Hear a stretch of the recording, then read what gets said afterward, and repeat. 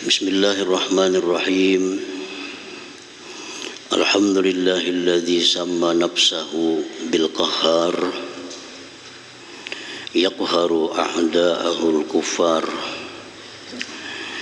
Ashhadu an la ilaha illallah wahdahu la syarika lahu khaliqul jannati wan nar.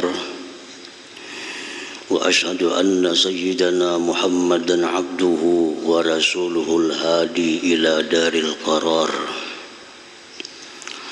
Allahumma salli wa sallim ala mursyidil muqarrabin wal abrar sayyidina wa maulana Muhammadin safwatil akhyar wa ala alihi wa sahbihi wa zurriyatihi wa asba'ihi ila yaumil infitar, amma ba'd. Al-muhtaramun wal mukarramun ma'asyiral habaib wal ulama, para muhibbin, hadirin hadirat rahimakumullah. Puji dan syukur senantiasa kita haturkan kehadirat Allah Subhanahu wa ta'ala, yang mana dengan limpahan anugerahnya, taufik dan hidayahnya, kita pada malam ini kembali bisa berkumpul, bertemu di Masjid Bustanul Muhibbin yang penuh dengan rahmat dan berkah ini. Salawat dan salam atas junjungan kita Nabi besar Muhammad sallallahu alaihi wasallam dan seluruh keluarga, para sahabat dan zurriyat serta pengikut beliau ila yaumil qiyamah. Para muhibbin rahimakumullah, as-sadis asyar min asma'illah al-husna al-qahhar. Yang ke-16 dari Asmaul Husna adalah Al-Qahhar. Di dalam Al-Quranul Karim banyak disebut nama Allah Al-Qahhar ini. Di antaranya firman Allah dalam surat Sad, "Wa ma min ilahin illallah al-wahidul qahhar."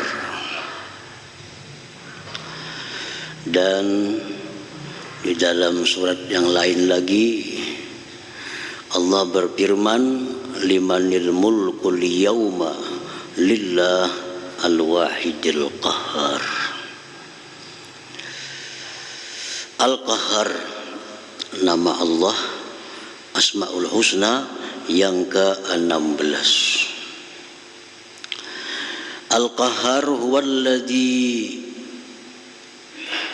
yaqsimu a'da'ah wa yaqharuhum bil imatati wal idlal.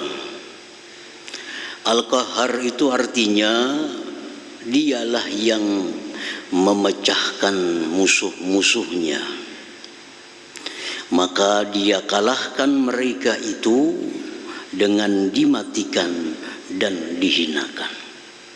Al-Qahhar, kalau disingkat maknanya yang maha mengalahkan. Jadi siapa aja hendak bertanding lawan Allah pasti akan kalah. Siapa hendak berperang dengan Allah pasti kalah, karena Allah punya nama Al-Qahhar, yang maha mengalahkan.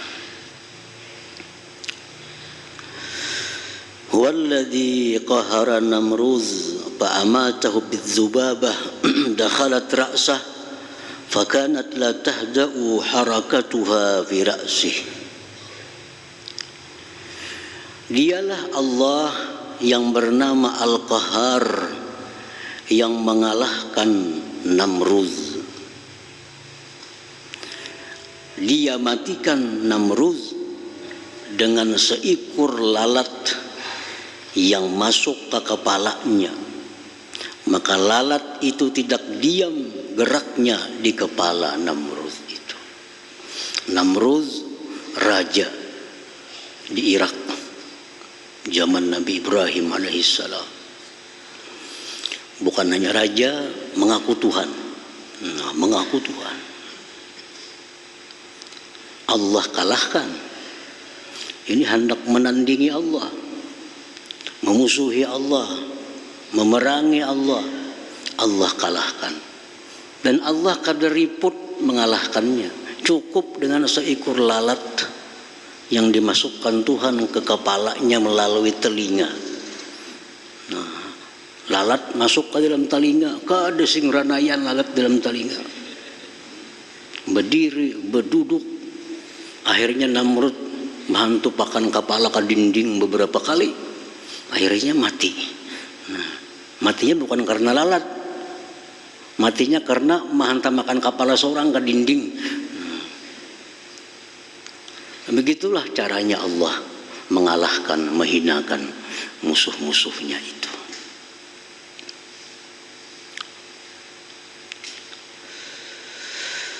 Wa qahara Fir'aun bi'ighraqih. Allah mengalahkan Fir'aun. Fir'aun sama dengan Namrud, raja sekaligus mengaku Tuhan. Mengaku Tuhan. Allah hinakan, Allah matikan Fir'aun dengan ditenggelamkan Allah. Jadi matinya Fir'aun bukan karena pedang, bukan karena panah, bukan karena tumbak, karena dikelilingi oleh pengawal-pengawalnya.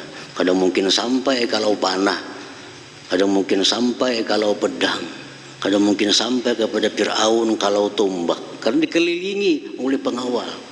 Tetapi Allah tenggelamkan Fir'aun di lautan.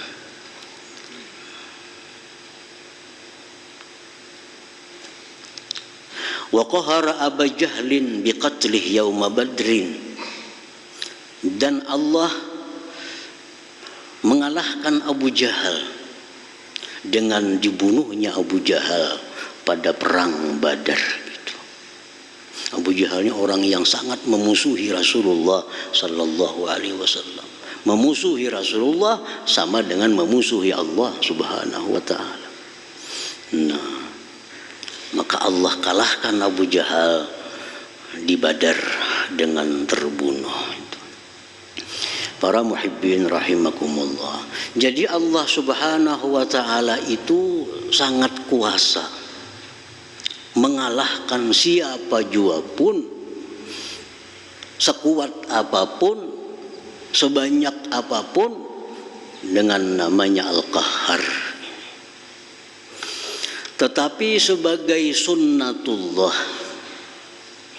adatnya Allah, Allah itu kadang mau langsung mengalahkan itu.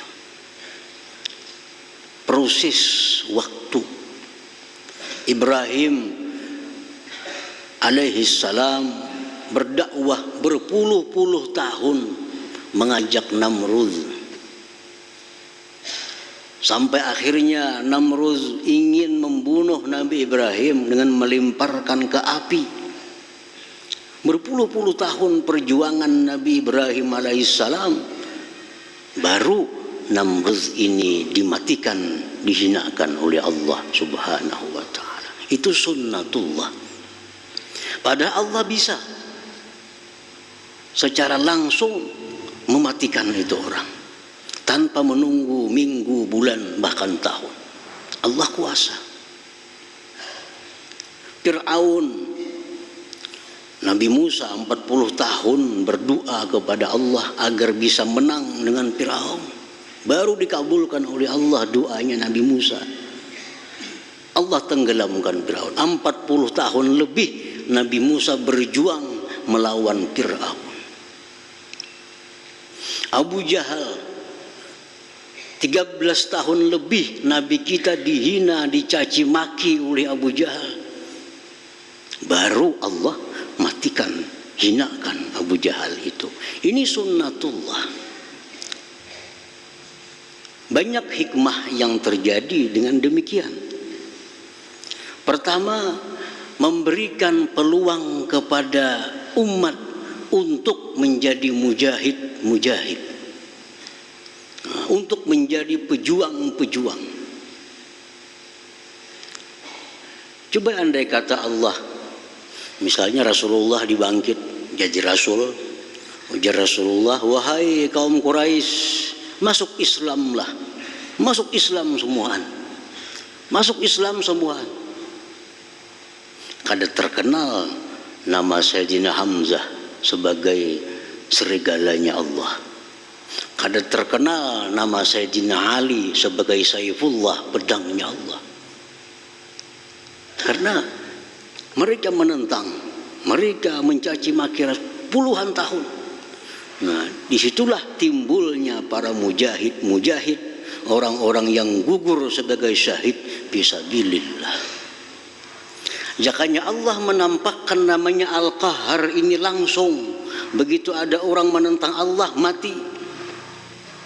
Siapa menyakiti nabinya, mati. Kada ada mujahid, kada ada syuhada, kada ada orang yang mati syahid. Maka surga untuk orang mati syahid sudah disediakan Allah. Siapa mengisi? Nah, oleh karena Allah memberikan tinggang waktu sekian puluh tahun, sehingga berapa ratus bahkan ribu syuhada yang gugur berjuang di jalan Allah Subhanahu wa ta'ala. Bukan Allah kada mampu untuk mengalahkan orang-orang kafir. Palestina berapa tahun dijajah Israel.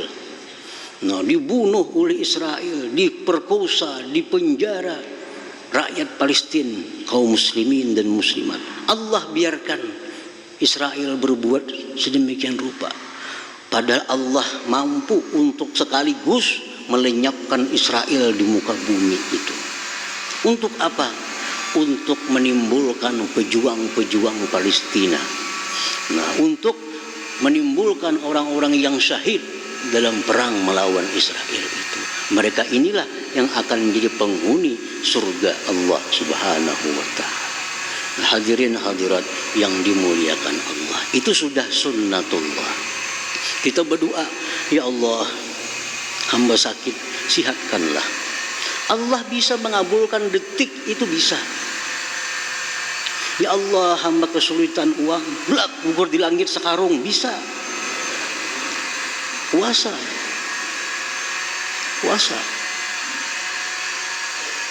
Tapi kada terjadi demikian. Perlu proses waktu. Sekian ratus hari berdoa, ya Allah, hamba sakit sembuhkanlah, hamba sakit sembuhkanlah, hamba kesulitan berikan jalan keluar. Bertahun-tahun doa baru dikabulkan Allah Subhanahu wa ta'ala. Untuk apa? Untuk memperbanyak pahala kita, memperbanyak tabungan amal kita di sisi Allah Subhanahu wa ta'ala. Hadirin hadirat yang dimuliakan Allah, ada seorang hamba yang setiap malam merintih kepada Allah, ya Allah, hamba sakit sembuhkan, hamba banyak hutang, ya Allah lunaskan. Bertahun-tahun tiap malam berdoa, karena kelihatan kabul. Tiap malam menangis, merintih kepada Allah, sampai malaikat, ya Allah, kabulkan pangdoa itu. Kasihan berapa tahun dia berdoa, malaikat sudah mengusul lawan Tuhan. Tiap malam kami mendengar rintihan hamba Engkau sedemikian rupa, kabulkan. Ya Tuhan, kaina dulu. Kenapa aja malaikat? Aku senang mendengar rintihannya, ajar Tuhan. Mau dikabulakannya kadang merintih lagi gini. Nah, Tuhan ketujuh mendengar rintihannya tuh. Nah, jadi diberikan Tuhan pahala disimpan di surga nantinya. Itu sudah sunnatullah, sudah aturan Allah Subhanahu wa ta'ala. Nah, Al-Qahar ini seperti itu. Allah mengalahkan musuh-musuhnya, tapi bukan langsung. Ada proses waktu, ada perjuangan dari hamba-hambanya yang beriman. Pokoknya orang-orang yang menentang Allah, memusuhi Allah, memerangi Allah, pasti akan kalah.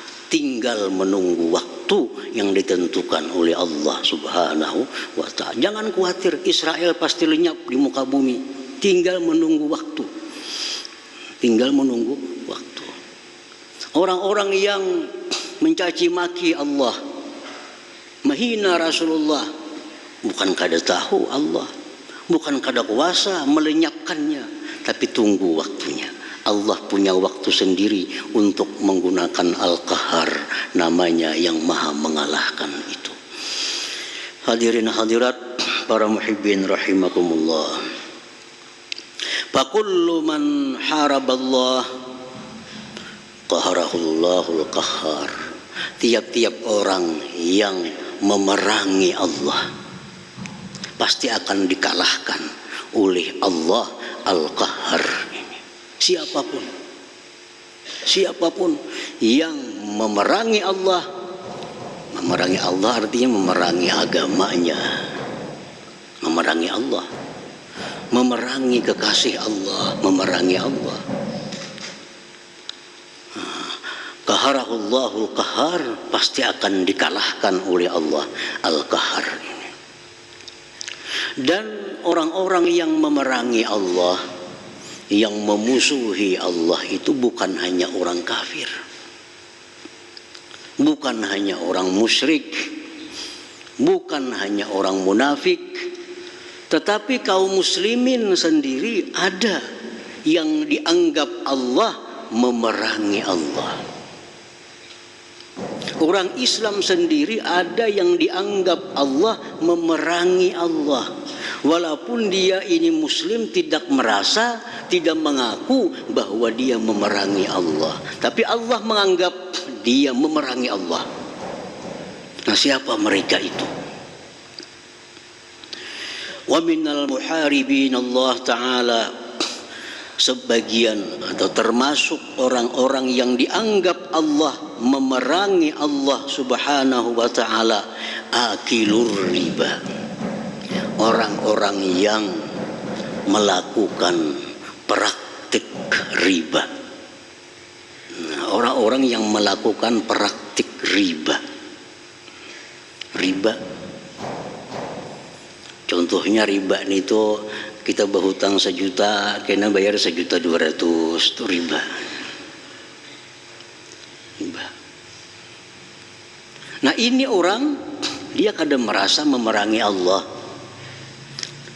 Ia pun kadang mengaku dia memerangi Allah, tapi Allah dan Rasul menyatakan orang yang melakukan praktik riba itu muharibullah wa rasulih, memerangi Allah dan Rasulnya. Karena Allah menganjurkan kita untuk bersedekah, Allah nyuruh kita untuk memberi makan orang, memperbanyak sosial, sedangkan riba ini jelas bertolak belakang dengan sedekah, bertolak belakang dengan kasih sayang. Makin hari makin ganas bayarnya, kan jauh dengan kasih sayang. Nah, disitulah dia memerangi dengan Allah Subhanahu wa Ta'ala. Allah Subhanahu wa Ta'ala berfirman, ya ayyuhalladzina amanu taqullaha wa dharu ma baqiya minar riba in kuntum mu'minin fa in lam taf'alu fa'zanu biharbin minallah wa rasulih. Al-Baqarah. Wahai orang-orang yang beriman, takwalah kepada Allah, tinggalkanlah yang tersisa daripada riba. Nah, kita misal mau hutangi orang 1 juta, perjanjian bayar 1.200.000. Begitu turun ayat ini, hentikan itu.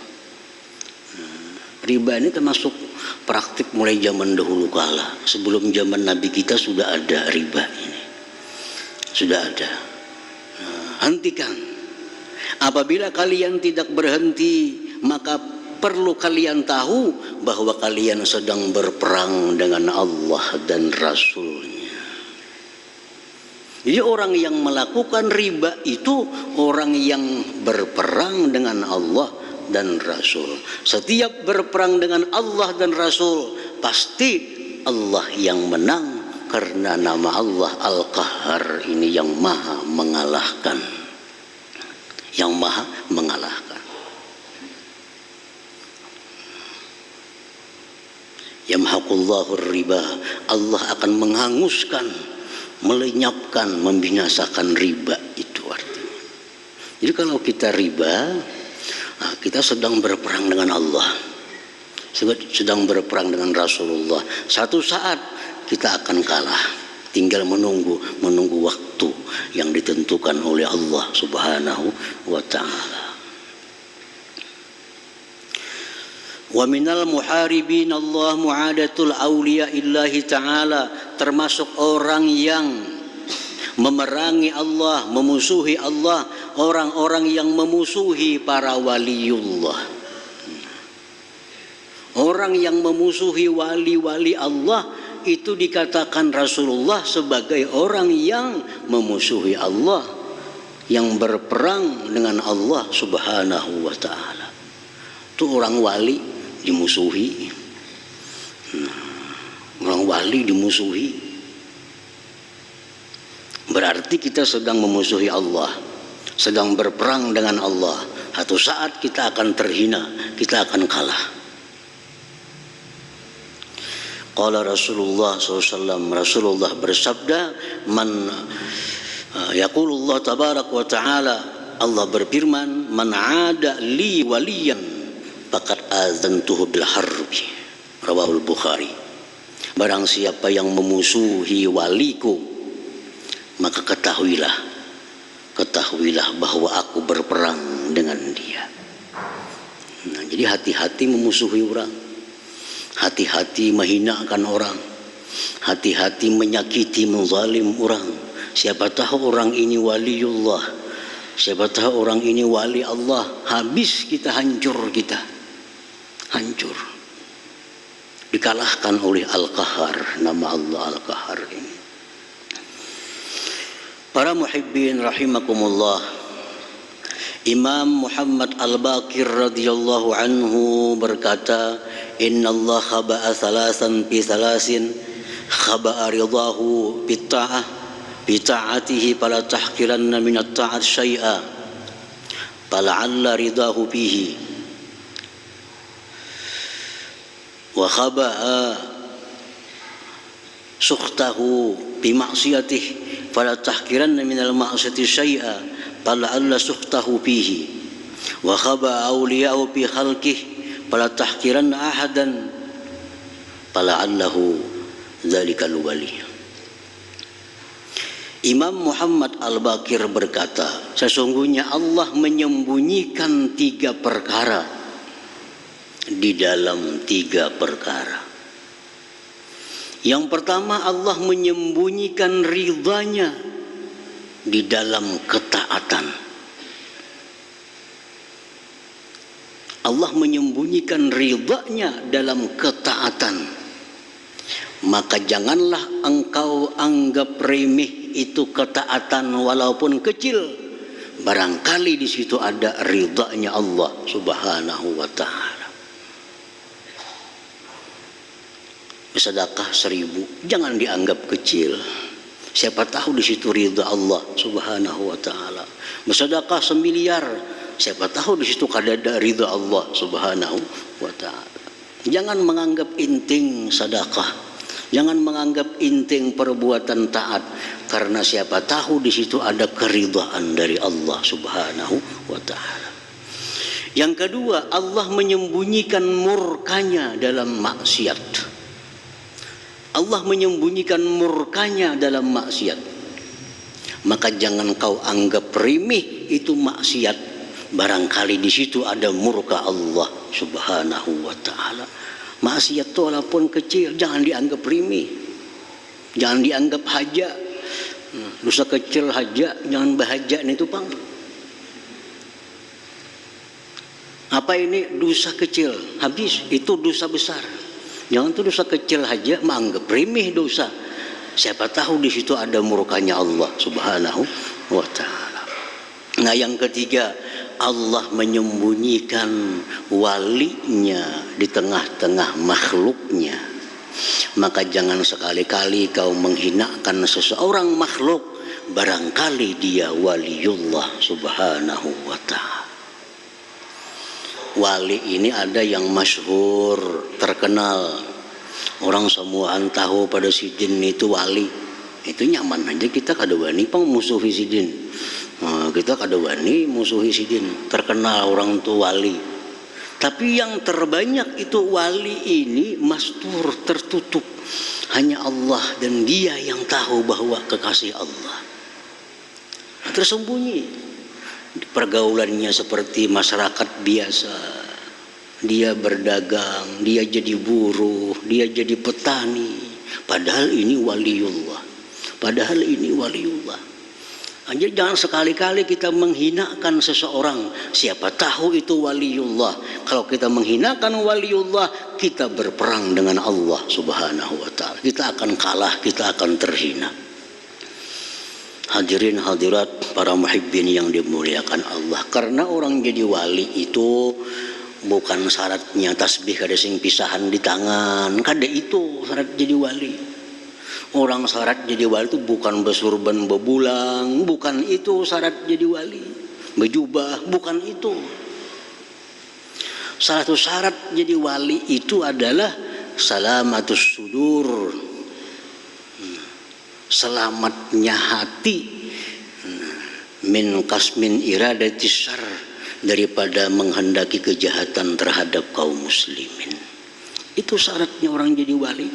Hatinya bersih, sedikit pun tidak ada maksud untuk berbuat jahat kepada kaum muslimin. Walaupun orangnya kada bakupiah, orangnya kada baju takwa, walaupun orangnya biasa, tapi hatinya bersih, sedikit pun tidak ada tujuan untuk menyakiti, mengganggu kaum muslimin. Itu syarat untuk orang jadi waliullah. Nah ini tersembunyi. Jangan-jangan tetangga kita ini wali, kita kada tahu. Jangan-jangan orang seberang rumah kita wali, kita kada tahu.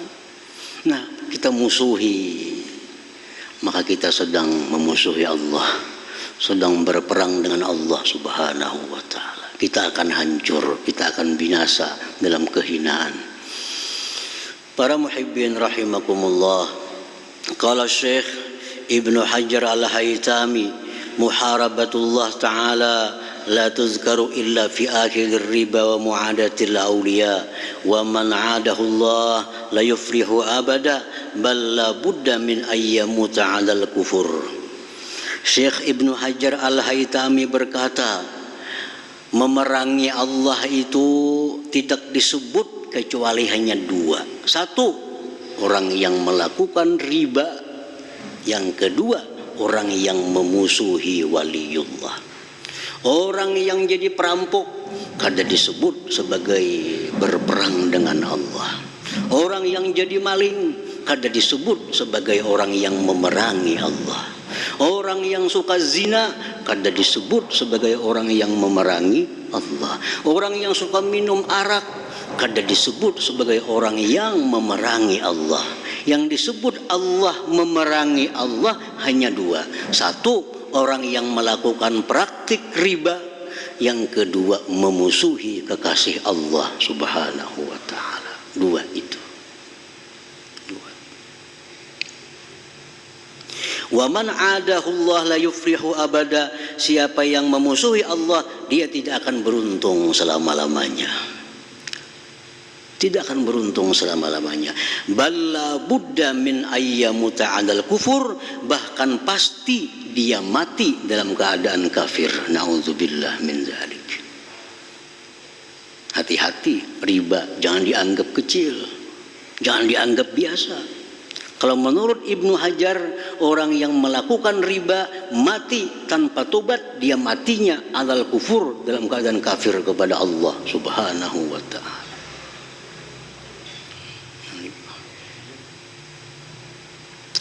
Orang memusuhi para waliullah, kada tubat-tubat mati, matinya 'alal kufur, mati dalam keadaan kada membawa iman. Nauzubillah min dzalik. Jangan dianggap remeh riba itu, jangan dianggap remeh.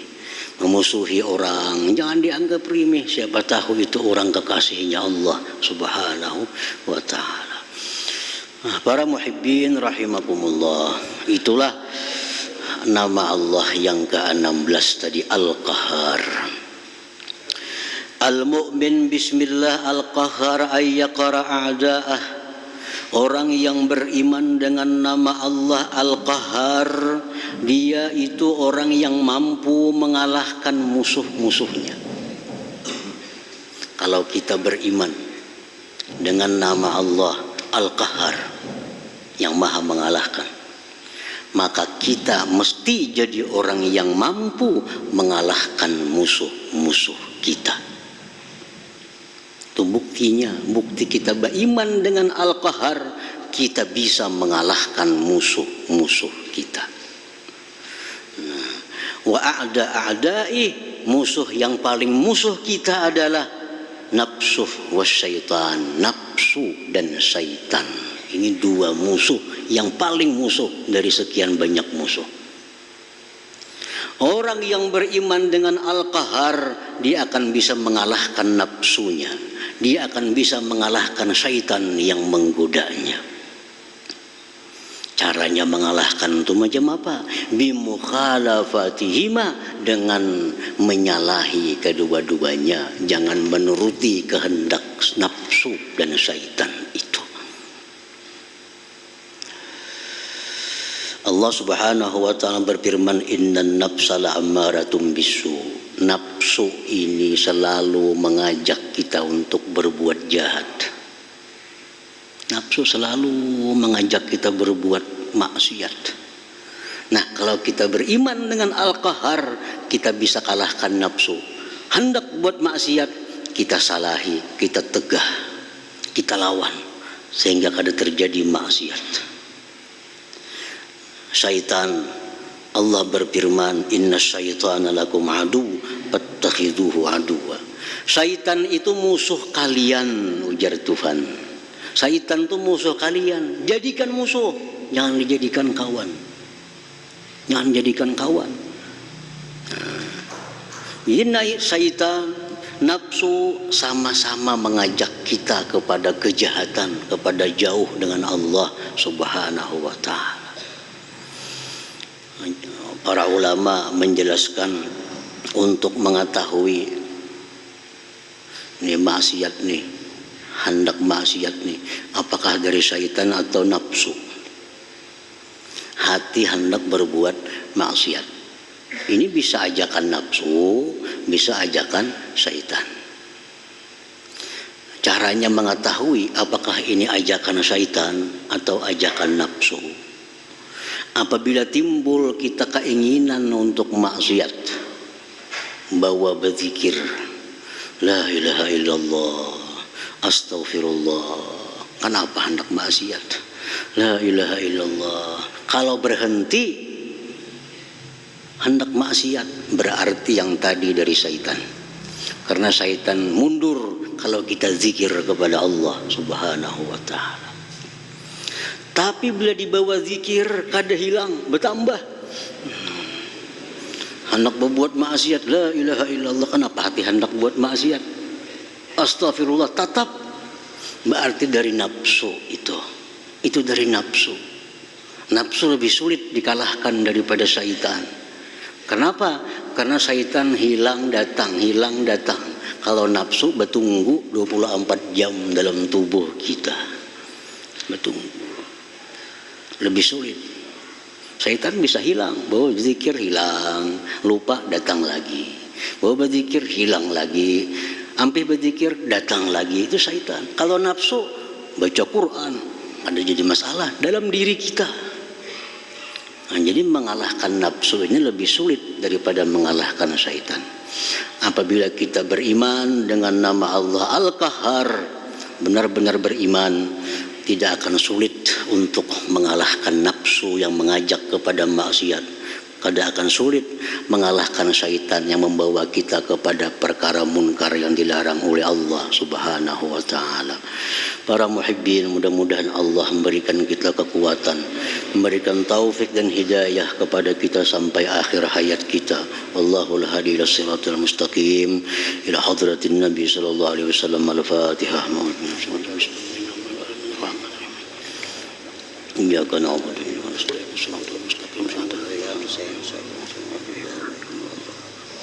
Bismillahirrahmanirrahim. Alhamdulillahirabbil alamin wassalatu wassalamu ala asyrofil anbiya'i wal mursalin wa ala alihi washabihi ajmain. Allahumma inna nas'aluka al-afiyah wa daima fid din wa dunya wal akhirah.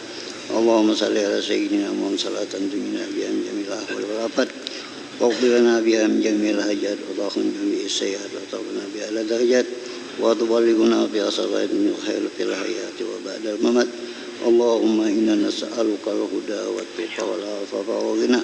Allahumma inna nas'aluka al-mu'afata fi din wa dunya wal akhirah. Allahumma inna nas'aluka at-taubat wa taufiq wa hidayah wal istiqamah wal husnul khatimah. Rabbana taqabbal minna innaka antas samiul alim wa tub alaina innaka antat tawwabur rahim. Rabbana atina fid dunya hasanah wa fil akhirati hasanah wa qina adzabannar. Sallallahu ala sayyidina Muhammadin wa ala alihi wasallam. Walhamdulillahi rabbil alamin. يا أيها الراجون منه شفاعة صلوا عليه سلموا تسليما. اللهم صل وسلم وبارك عليه.